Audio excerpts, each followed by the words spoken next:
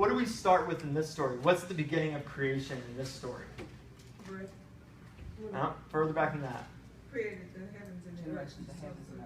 So it says, in the day that he did this, good. There was no plants or anything. No plants or anything. Yeah. Right? What is the only thing that it seems like is there? Water.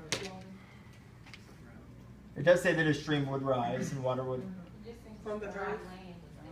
Yeah, we've got, instead of a watery chaos this time, we've got dry land, right? We've got a desert.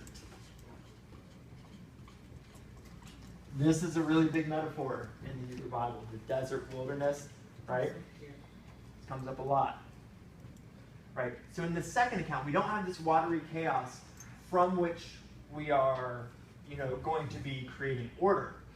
In this account, we are starting with this desert, and there is a desert because there's no one to till or to keep the land, right? See here. Because there's no one to till the ground. Right, this word for to till means to care for. Care for, serve, right, work. Right, think of the way that like a hospice worker like works with somebody, but in working with them, they're caring for them. Right, the way that farmers work the land, but in a sense, they're caring for it. They're making sure that that land is able to produce crops. Right? So nothing has been created yet because there's no one to keep it. There's no one to care for it. Okay. So we have, in this sense, what can we already tell is of prime importance in this narrative, or who? Humans. Right. This is we can use a fun word here, anthro. Right. Remember anthropomorphic, human form. This is a very anthropocentric, human-centered narrative, right?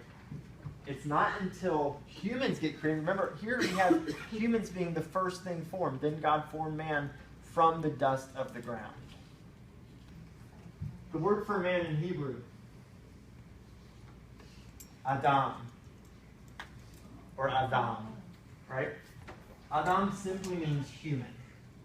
It can sometimes mean man, but it is more accurately translated human. Right? Fun thing, the word for ground, Adamah. God takes Adam from Adamah. Right? We have here like a earth creature, a ground creature, right? This thing made from the earth. Right? And that's what even the text says explicitly. God formed man from the dust of the ground. Right? Adam comes from Adamah. Right?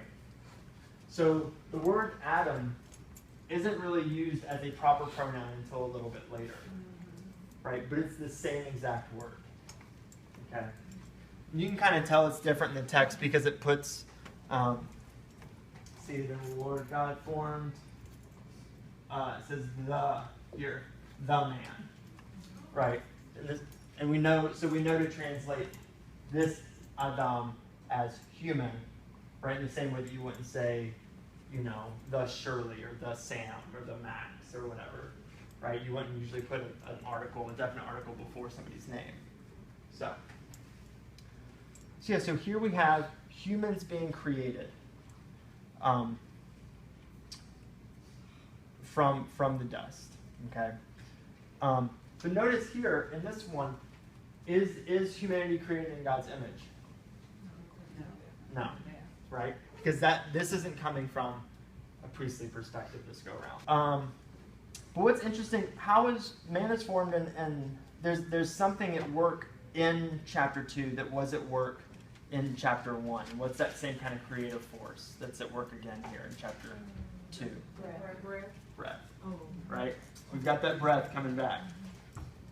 Right? That creative force, right? That creative breath is at work in this story in the same way it was before.